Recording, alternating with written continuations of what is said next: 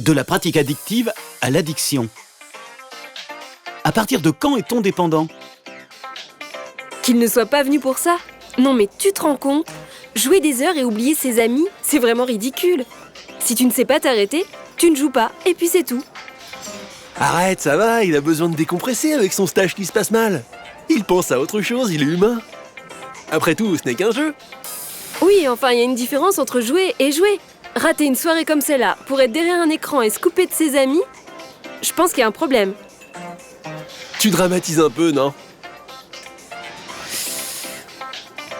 Après tout, t'as peut-être raison. Il m'a dit l'autre jour être arrivé en retard en cours parce qu'il avait joué toute la nuit. Une dernière pinte ?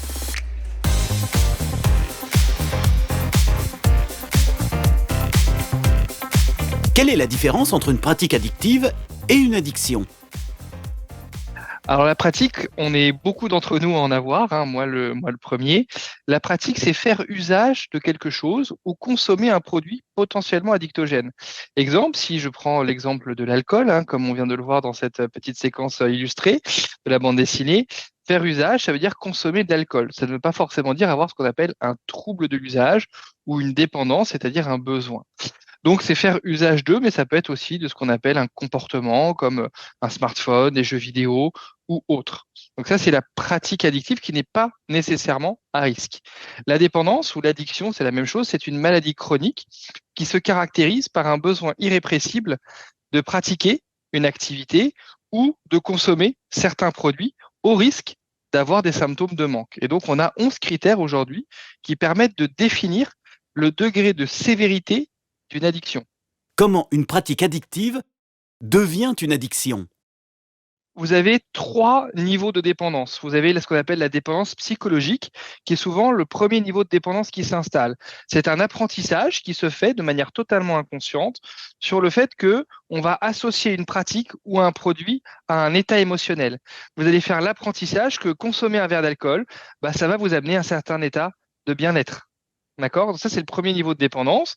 Vous avez la dépendance psychologique, la dépendance physiologique, pardon. Là, c'est votre corps qui, à un moment donné, va avoir besoin de sa dose. Et ça, tout simplement, ça se passe dans notre cerveau où effectivement, ça va générer ce qu'on appelle du plaisir via l'hormone du plaisir qu'on appelle la dopamine.